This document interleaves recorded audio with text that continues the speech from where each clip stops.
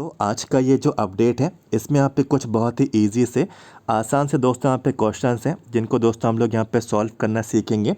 Recently दोस्तों ये नवंबर में जो आपके रेलवेज़ के जो आपके यहाँ पे एग्ज़ाम हुए ये सभी सवाल उनमें दोस्तों आपके यहाँ पे पूछे गए और ऐसी मेरी यहाँ पे उम्मीद है कि जो आगे आपके दोस्तों आपके एग्ज़ाम है जैसे कि पैरामेडिकल के एग्ज़ाम है, साथ ही साथ फिर इसके बाद एनटीपीसी के एग्ज़ाम है, फिर इसके बाद ग्रुप डी के एग्ज़ाम है। तो दोस्तों जितने भी आगे आपके परीक्षा आने वाली हैं तो ये सवाल काफ़ी ज़्यादा इंपॉर्टेंट दोस्तों आप लोगों के लिए यहाँ पे रहेंगे और इन तरीके के यदि आपके सवाल आते हैं तो आप लोग इनको यहाँ पे सॉल्व करना सीख लें और यदि ये सवाल आए तो बहुत ही ईजिली तरीके से आप लोग इनके आंसर्स को फाइंड आउट कर पाएँ। तो बहुत ही आसान रहते हैं ये सवाल, कैसे आपको सॉल्व करना। चलिए बढ़ते हैं हमारे सबसे पहले नंबर की ईजी सवाल की ओर।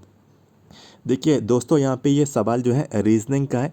सबसे लास्ट में देखिए क्या पूछा जा रहा है, what is the code for T. तो दोस्तों आपको बताना है कि जो टी जो लेटर है इसका कोड आप लोगों का क्या रहेगा। तो सबसे पहले देखिए सवाल में क्या क्या दिया है। एक कोड दिया है NUMB, NUMB, ठीक है। मैं यहाँ पे लिख देता हूँ NUMB। इसको कैसे कोड किया जा रहा है, 4618, ठीक है, 4618। इसी तरीके से आगे बढ़ते हैं, लिखा हुआ है BUNT, तो हम यहाँ पे लिखेंगे BUNT। इसको कैसे कोड किया जा रहा है, 6438, 6438। अब देखिए सबसे पहले आपको देखना है कि जो कोड है टी, ठीक है, ये कोड जो टी है वो किस में आ रहा है, ठीक है, क्या इसमें आ रहा है। तो देखिए NUMB, इसमें तो भाई ये कहीं भी नहीं है। क्या नीचे वाली लाइन में आ रहा है BUNT में, यहाँ पे देखिए क्या इसमें आ रहा है। तो देखिए बिल्कुल यहाँ पे इसमें आ रहा है और ये टी, ठीक है। तो हमें ये इससे मालूम चल गया कि हमारा जो आंसर है वो या तो 6 होगा या फिर 4 होगा या फिर 3 होगा या फिर 8 होगा, ठीक है। तो ये हमें कैसे फाइंड आउट करना है। तो देखिए यहाँ पे हमें कॉमन यहाँ पे लेटर्स को ढूंढना है। तो देखिए सबसे पहला है बी, यहाँ पे भी बी है, ठीक है, ये कॉमन हो गया। इसके बाद देखिए यू, और यहाँ पे देखिए यहाँ पे ये भी यू कॉमन हो गया, ठीक है। इसके बाद देखिए लिखा है एन, तो देखिए एन ये भी कॉमन है और यहाँ पे भी कॉमन है। तो ऐसे ही दोस्तों हम लोग यहाँ पे जो इसकी दूसरी साइड है इस तरफ भी हम लोग कॉमन फाइंड आउट करेंगे। तो सबसे पहले देखिए 8, तो देखिए 8 यहाँ पे भी है, यहाँ पे भी है, ये कॉमन हो गया। 6 देखिए 6 यहाँ पर भी है, 6 यहाँ पर भी है, ये भी कॉमन हो गया, ठीक है। और यहाँ पे दोस्तों 4 है, ठीक है, 4 यहाँ पर भी है, यहाँ पर भी है, ये भी कॉमन आपका हो गया। अब बचा क्या, बचा यहाँ पे देखिए टी और यहाँ पे क्या बचा 3। तो हमें किसका फाइंड आउट करना था, टी का। तो हमें बिल्कुल आंसर मिल गया, टी का कोड यहाँ पे दोस्तों 3। तो यहाँ पे देखिए पहला जो ऑप्शन है इसका राइट आंसर दोस्तों आपका हो गया। 1 नंबर दोस्तों आपका बिल्कुल यहाँ पे पक्का हो गया, ठीक है। ऐसे ही आप लोग सॉल्व करना इन तरीके के सवालों को यदि आपके यहाँ पे परीक्षा में आते हैं। चलिए इसी तरीके का एक और सवाल इसी में पूछा गया था। तो यहाँ पे देखिए ये भी इसी तरीके का एक सवाल है, जल्दी से हम लोग उसको भी सॉल्व कर लेते हैं। फ्रॉम, ठीक है, फ्रॉम दिया है 4935, तो हम लोग यहाँ पे कर लेते हैं FROM, ठीक है। कैसे कोड किया है 4935, ठीक है। इसके बाद दिखा है मोर, तो MORE। इसको कैसे कोड किया है 3154, 3154। हमें सबसे पहले क्या देखना है, जो ई है वो कौन से वाली लाइन में आ रहा है। तो ई जो है इस वाली लाइन में आ रहा है, ठीक है। तो इसका मतलब ये है कि हमारा जो आंसर है या तो 3 होगा या फिर 1 होगा या फिर 5 होगा या फिर 4 होगा।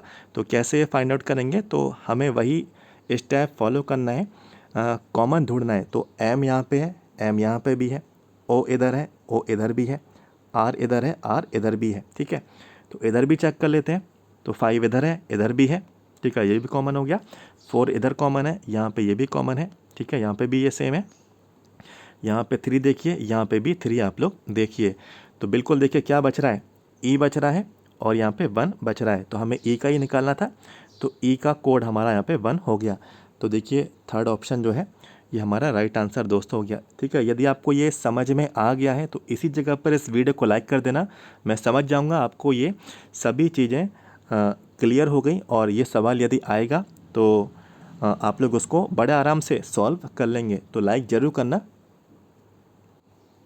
अब दोस्तों देखिए, ये एक नेक्स्ट तरीके का सवाल है, और ये सेटिंग अरेंजमेंट का सवाल है। ठीक है, इनमें पर्सन्स को सिट, ठीक है, उनकी पोजीशंस यहाँ पे डिफाइन यहाँ पे की जाती है कि वो लेफ़्ट से बैठा है या राइट से बैठा है।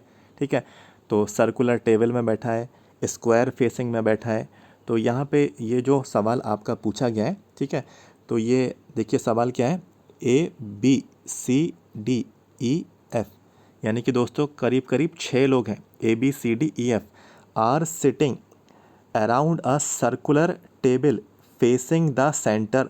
ठीक है, तो दोस्तों यहाँ पे 6 लोग करीब करीब यहाँ पे बैठे हुए हैं एक सर्कुलर टेबल के अराउंड। ठीक है, तो यहाँ पे मैं एक सर्कुलर टेबल यहाँ पे मैं ड्रॉ कर देता हूँ, और जैसा कि बोला है कि 6 हैं, 1 2 3 4 5 6। ठीक है, और बोल रहे हैं फेसिंग द सेंटर। ठीक है, सेंटर की तरफ देख रहे हैं, यानी कि केंद्र की तरफ दोस्तों ये देख रहे हैं।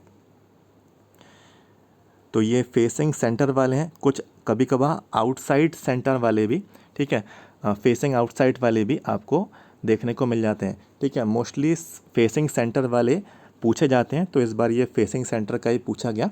तो देखिए फेसिंग सेंटर का आप लोग यहाँ पे एक लॉजिक आप लोग सुने। यदि कभी भी आपको बोलें कि कोई भी पर्सन को राइट आपको, ठीक है, कोई भी पर्सन को राइट मूव कराना है, ठीक है, तो आप लोग अपना राइट हैंड, ठीक है, आप लोग अपना राइट हैंड उसको उठाना और इसको इस डायरेक्शन में ले जाना। यदि राइट बोले तो राइट हैंड को उठाना और इस डायरेक्शन में, एरो के डायरेक्शन में ले जाना। और जब कभी भी बोले लेफ़्ट में है, ठीक है, जब कभी भी बोले कि लेफ़्ट डायरेक्शन में आपको मूव करना है, तो आप लोग अपना लेफ़्ट हैंड उठाना और इस डायरेक्शन में आप लोग अपना मूव करना। ठीक है, तो ये जो अरेंजमेंट मैंने आपको बताया है, ये तभी फॉलो होता है जब पर्सन्स सेंटर की ओर यहाँ पे देखते हैं। ठीक है, अब देखिए हम लोग बढ़ते हैं आगे की जो लाइन दी गई है, B sits second to the right of D. ध्यान से सुनिएगा, हिंदी में समझा देता हूँ कि डी के राइट से सेकंड नंबर पे कौन बैठा है, बी। तो मैंने आपको बोला था कि राइट वाला हाथ आपको उठाना है और इस डायरेक्शन में ले जाना है। तो डी के राइट से, तो डी के राइट से ये पहला और ये दूसरा। ठीक है, तो यहाँ पे कौन बैठेगा, बी। बिल्कुल ये इसकी पोजीशन फिक्स हो गई जैसा कि यहाँ पे सवाल में दिया है। अब देखिए नेक्स्ट जो है, A is an immediate neighbour of E and C. ठीक है, ई और सी का इमीडिएट नेबर कौन है दोस्तों, ए है। ठीक है, तो इसका मतलब हमें 3 खाली जगह चाहिए, 1 2 3। तो 3 खाली जगह हमें कहाँ देखने को मिल रही है, देखिए एक ये हो गई, एक ये हो गई, एक ये हो गई, तो 3 खाली जगह हो गई। अब हम इनको प्लेस कर देते हैं जैसा कि ये बोल रहे हैं कि ई और सी के बीच में। ठीक है, ई और सी के बीच में कौन बैठा है, ए। ठीक है, और ऐसा भी हो सकता है कि हो सकता है ये सी हो। ठीक है, अभी क्योंकि इसकी पोजीशन कंफर्म नहीं दी गई है, हो सकता है ये सी हो, और ये जो सी है हो सकता है ये ई हो। ठीक है, अभी वो मालूम चल जाएगा, ये पॉसिबिलिटी है। नेक्स्ट बोल रहे हैं, E sits second to the left of F. तो यहाँ पे दोस्तों हमें अब लेफ़्ट वाला, ठीक है, ये वाली डायरेक्शन का, हमें ये वाली डायरेक्शन का इस्तेमाल दोस्तों हमको यहाँ पे करना होगा। ठीक है, ये डायरेक्शन में हमको यहाँ पे मूव कराना है। तो यदि एफ़ को सेकंड नंबर से बैठाना है, ठीक है, एफ़ के लेफ़्ट से सेकंड नंबर पे ई बैठा है, तो एफ़ ये हुआ। ठीक है, एफ़ ये हुआ, तो ये वाले डायरेक्शन में घुमाएंगे आप। ठीक है, तो एफ़ के सेकंड नंबर पे कौन हुआ, फर्स्ट ये हुआ और ये सेकंड ये हुआ, कौन हुआ, ई।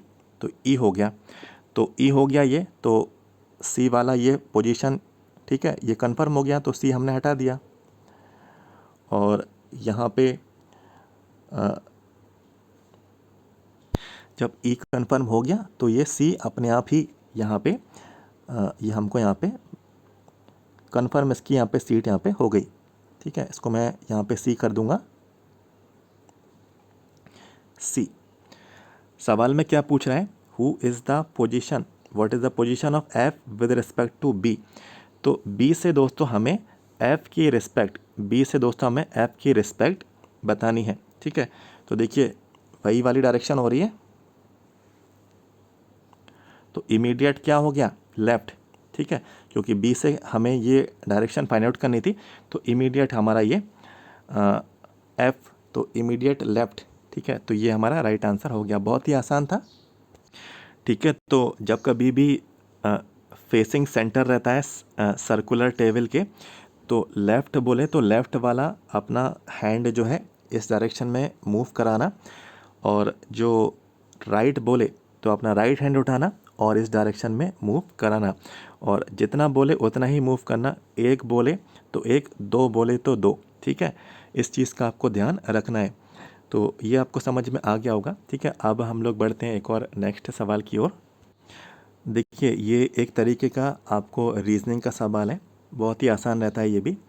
आपको यहाँ पे 4 ऑप्शन दिए हैं, 4 ऑप्शन दिए हैं, इनको ग्रुप्स में बांटा गया है, ठीक है। ये ग्रुप 1, ग्रुप 2, ग्रुप 3, ग्रुप 4, ठीक है। तो यहाँ पे आपको बताना है कि सबसे अलग इनमें से कौन सा रहेगा, ठीक है। 3 एक जैसे हैं, हो सकता है ये 3 हो सकता है ये नहीं हो, ठीक है। तो हमें जो सबसे अलग है वो बताना है। तो हमें ये कैसे फाइंड आउट करना है, जैसे कि देखिए HLE है, HLE, तो ABCDEFGH, H, और यहाँ पे IJK, फिर L, ठीक है, और यहाँ से E, EFG, ठीक है, EFGH, HIJK। तो इतना ही डिफरेंस बाकियों में भी आना चाहिए, ठीक है। OSL का देख लेते हैं, ठीक है, OSL का भी देख लेते हैं। तो OPQR, ठीक है, यहाँ पे भी 3 थे, यहाँ पे भी 3 है, ठीक है। और यहाँ पे L वाला देख लेते हैं, LMNO, बिल्कुल सही है, ठीक है। यहाँ पे भी सेम था, यहाँ पे भी सेम था। चलिए थर्ड वाला देख लेते हैं, FJC, ये वाला देख लेते हैं, यहाँ पे कर लेते हैं FJC। तो पहले FABCDEFGHI, और फिर यहाँ पे आ गया J, बिल्कुल सही है। और ये वाला देख लेते हैं ABCDE, तो यहाँ पे भी देखिए बिल्कुल सेम यहाँ पे पैटर्न फॉलो हो रहा है तीनों में। अब इसमें देख लेते हैं, ठीक है, SVP,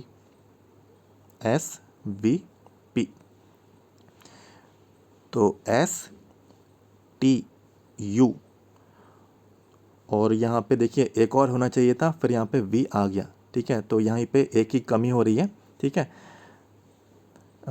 STU, ठीक है, और V यहाँ पे आ गया, जबकि एक और यहाँ पे होना चाहिए, क्योंकि यहाँ पे 3 थे, यहाँ पे भी 3 थे, यहाँ पे भी 3 का डिफरेंस आ रहा था। और यहाँ पे देख लेते हैं PQR, ठीक है, यहाँ तो सही आ रहा है, लेकिन ये वाला अलग हो गया, ठीक है। तो इसलिए ये चारों में से सबसे अलग ग्रुप ये वाला है, और यही दोस्तों इसका राइट आंसर रहेगा। तो डिफरेंस दोस्तों आपको निकालना आना चाहिए, ठीक है। और ये अल्फ़ाबेटिकली चल रहे थे ABCDEFZ तक, तो इसमें कोई भी प्रॉब्लम नहीं आई होगी, बहुत ही आसान था।